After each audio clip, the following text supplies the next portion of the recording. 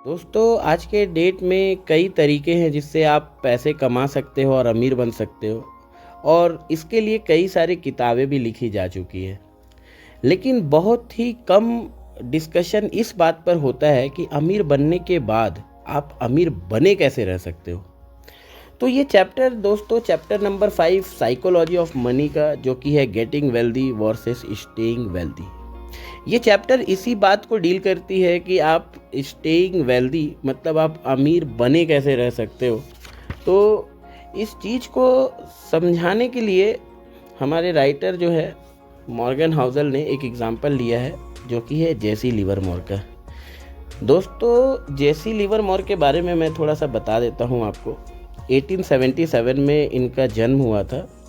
वो एक professional trader हुआ करते थे। जब लोगों को ट्रेडिंग का कुछ भी नॉलेज नहीं हुआ करता था, उस समय वो प्रोफेशनल ट्रेडर थे। 30 साल के उम्र में अगर इन्फ्लेशन को एडजस्ट करके देखा जाए तो आज के डेट में वो $100 मिलियन, मतलब कि वो 30 साल की उम्र में $100 मिलियन के मालिक बन चुके थे। 1929 का समय है। दो लोग उनको ऑलरेडी जानते थे। वो बहुत ही famous investor, well known investor थे। और स्टॉक मार्केट क्रैश जो कि 1929 के समय में हुआ था, उन्होंने उसकी लेगेसी को और ज़्यादा स्ट्रॉन्ग बनाया।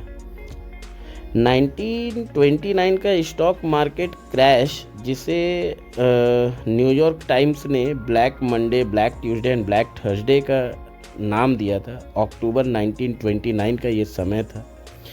दोस्तों ये वो समय था जहाँ पे मार्केट क्रैश के वजह से कई लोगों ने अपनी जान तक दे दी थी।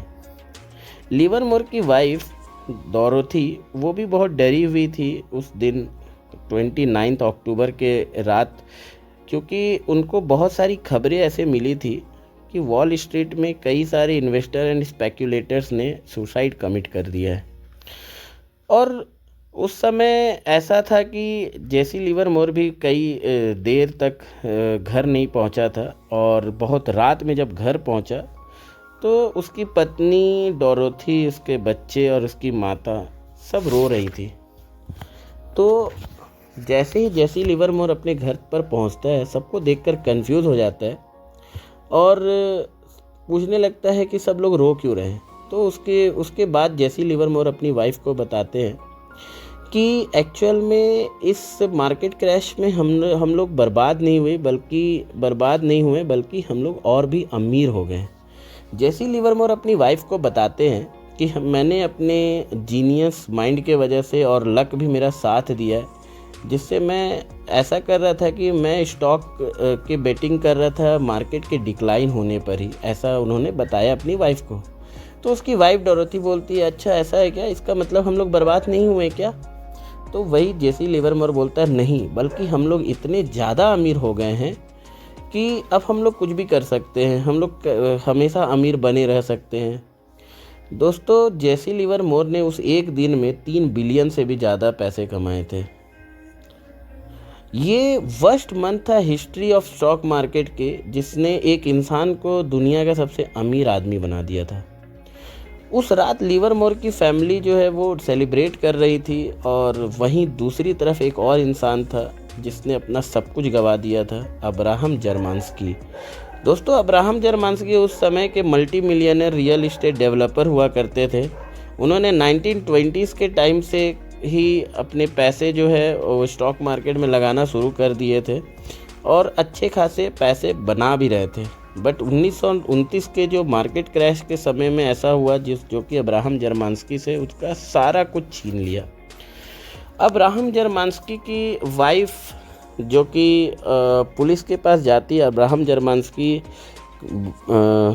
जब घर नहीं लौटते हैं तो बाद में पता चलता है पूछताछ करने पर कि अब्राहम जर्मांस्की को उस रात वॉल स्ट्रीट के एक स्टॉक एक्सचेंज के पास देखा गया था, जहाँ पे वो एक टिकट टैप को फाड़ रहे थे और बहुत ही उदासी मन से वो रोड पे टहल रहे थे। दोस्तों एक्चुअल में वो अब्राहम जर्मांस्की का अंत था। दोस्तों ये वो समय है जहाँ पे जेसी लिवरमोर दुनिया का सबसे अमीर आदमी बनता है, वहीं अब्राहम जर्मांस्की से उसकी ज़िंदगी ही छूट जाती है। अब्राहम जर्मांस्की के बारे में ऐसा बताया जाता है, ऐसे पता तो नहीं लगा बट ऐसा माना जाता है कि अब्राहम जर्मांस्की ने सुसाइड कर लिया। दोस्तों अब आप सोच रहे होंगे कि अब्राहम जर्मांस्की के बाद जेसी लिवरमोर का क्या हुआ। तो जेसी लिवरमोर उस समय दुनिया का सबसे अमीर आदमी बन गया। अब उसके अंदर ऐसा कुछ आ गया था जो कि उसे अब नीडर बना दिया। डर बहुत इम्पॉर्टेंट चीज़ होता है दोस्तों। नीडर इंसान गलत सलत फैसले भी ले लेता है। तो जेसी लिवरमोर ने भी ऐसे ही किया।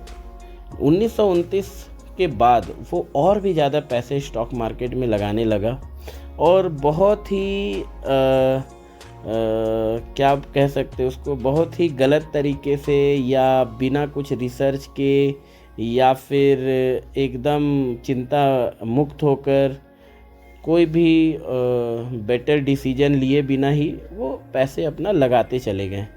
और ऐसा हुआ उसके साथ कि पैसा लगाते लगाते वो इस हालत में पहुंच गए कि वो कर्ज में भी डूब गए। और धीरे धीरे करते करते जेसी लिवरमोर भी बर्बादी के कगार पे पहुंच गया। और बाद में ऐसा देखा गया कि जेसी लिवरमोर अपने घर से गायब हो गए थे 2-3 दिन के लिए। उसके घर वाले भी सारे लोग परेशान हो गए कि क्या हो गया। बट बाद में वो अपने घर लौटे, बट उन्होंने भी अंत में सुसाइड ही किया घर लौटने के बाद भी। तो दोस्तों इन दोनों कहानियों से हमें क्या सीख मिलती है? हमें ये सीख मिलती है कि दोनों के दोनों पैसे बनाने में, अमीर बनने में तो बहुत अच्छे थे, लेकिन अमीर बने रहने में उतने ही खराब थे। दोस्तों पैसे कमाना एक अलग चीज़ होती है और अमीर बने रहना एक अलग चीज़ होती है। आप लोग कई बार ऐसा सुनते होंगे कि इतनी बड़ी से बड़ी कंपनी थी, अपने पीक पर पहुंचने के बावजूद वो सारी कंपनियां बंद हो गई। कई सारे ऐसे एग्जाम्पल आपको हमारे इंडिया में भी मिल जाएंगे। तो क्या रीज़न होता है इन सब चीज़ों का? तो आइए जानते हैं कि आखिर ऐसा हम क्या कर सकते हैं जिससे हम अमीर बनने के बाद भी अमीर बने रह सकते हैं, कंटिन्यू अमीर बने रह सकते हैं। इस चीज़ के लिए हमें क्या करना चाहिए? तो पहला तो पॉइंट यही है दोस्तों कि बहुत ही बहुत ही हैवी रिस्क वाला काम कोई भी नहीं करना चाहिए।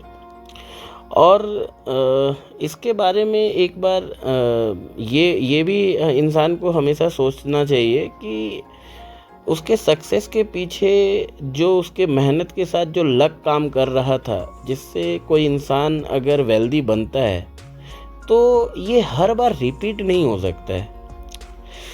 तो इस चीज़ को समझाने के लिए राइटर जो है माइकल मॉरिट, जो कि एक बिलियनर है और हेड है सेक्वाया कैपिटल कंपनी के, उनसे एक बार पूछा गया था।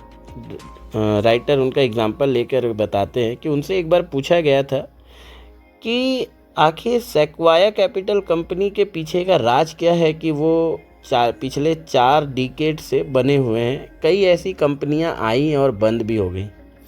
तो दोस्तों माइकल मॉरिस ने जो आंसर दिया इस सवाल का, वो सुनकर आप हक्के बक्के रह जाएंगे। माइकल मॉरिस ने जवाब दिया, डर।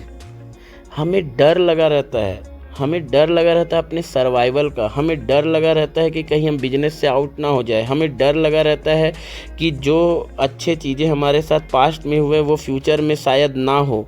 ये डर कि हमारा कंपनी, हमारा बिजनेस, हमारा सर्वाइवल सब ख़त्म हो सकता है, ये डर ही है जो हमें हमेशा बनाए रखता है।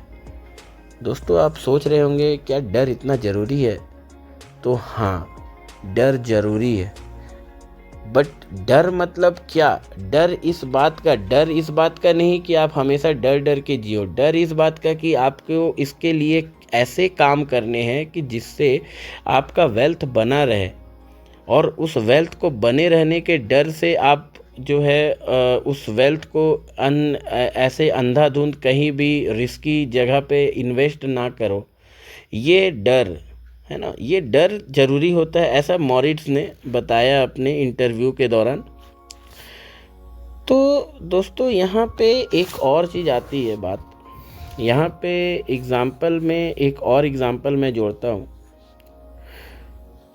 आपको वॉरेन बफेट के बारे में तो सारी जानकारी, मैक्सिमम जानकारी होगी। वॉरेन बफेट अपने समय के सबसे अच्छे, सबसे बड़े इन्वेस्टर माने जाते हैं और 2007-2008 के समय में उन्हें दुनिया का सबसे अमीर आदमी के लिस्ट में शामिल किया गया था। दोस्तों क्या आपको पता है कि वॉरेन बफेट ने जो अचीव किया है, आपको लगता होगा कि उन्होंने बेस्ट कंपनीज, चीपेस्ट स्टॉक और बेस्ट मैनेजर चूज़ किया है, बट आपने जो यहाँ पे चीज़ मिस कर रहे हैं वो ये है कि उसके पीछे बफेट साहब के इतने अमीर बने रहने, आज वो 90 साल के उम्र में भी दुनिया के सबसे अमीर आदमी बने हुए हैं। सबसे अमीर तो अब नहीं है, बट हाँ अमीर बने हुए हैं। इसके पीछे का रीज़न क्या क्या हो सकता है? क्या सिर्फ यही रीज़न है कि उन्होंने सबसे अच्छी कंपनियों में इन्वेस्ट किया, सबसे अच्छी कंपनियों के स्टॉक जो है सस्ते में खरीदे, या फिर उन्हें कंपनी के मैनेजमेंट, अच्छे मैनेजमेंट की परख थी? तो ऐसा नहीं है, उसके पीछे का कुछ और राज है कि उन्होंने क्या नहीं किया। तो दोस्तों इसके पीछे का ये राज है कि वो कभी भी पैनिक होकर के अपने स्टॉक नहीं बेचे, वो कभी कर्ज में नहीं दबे, उन्होंने कभी भी रिटायरमेंट नहीं लिए। ये है सारे राज जो कि वॉरेन बफेट को अमीर बनाए रखे। 89 की उम्र तक वो अमीर बने हुए रहे हैं, इसके पीछे के ये राज है। वॉरेन बफेट और चार्ली मुंगेर के पार्टनरशिप ही तो आप लोग जानते ही होंगे, लेकिन इनके ग्रुप में एक और इंसान हुआ करता था जिनका नाम था रिक ग्वेरिन। एक बार वॉरेन बफेट से पूछा गया इस बात के लिए कि आप लोगों के ग्रुप में एक तीसरा व्यक्ति हुआ करता था रिक ग्वेरिन, उसका क्या हुआ?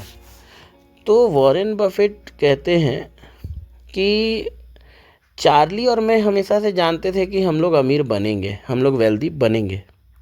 हमें इस बात की जल्दी नहीं थी कि कब बनेंगे, हमें पता था कि हम बनेंगे। लेकिन रिक ग्वेरिन जो है वो भी हमारे इतना ही स्मार्ट था, बट ऐसा था कि वो जल्दी में हमेशा था, और इस जल्दी के वजह से ही जो है वो अमीर बना तो, बट बना रह नहीं पाया, ऐसा वॉरेन बफेट ने बताया था।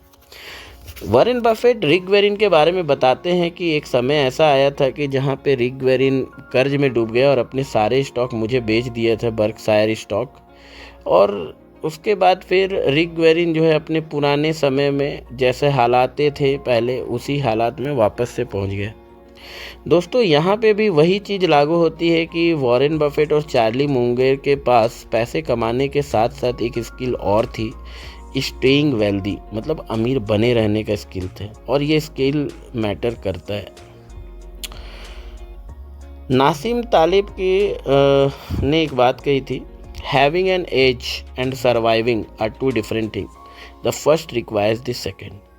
मतलब ये है कि आप अगर अपने पोजीशन के टॉप पे भी पहुंच जाओ, बट सर्वाइव करना एक अलग चीज़ है, और दोनों एक दूसरे के से जुड़े हुए हैं। अगर आपको टॉप पे बने रहना है तो सर्वाइविंग की स्किल होनी चाहिए। मतलब पहला चीज़ एज पर पहुंचना, टॉप पे पहुंचना, और दूसरा चीज़ सर्वाइविंग मतलब बने रहना। तो ये दोनों एक दूसरे के लिए ज़रूरी है।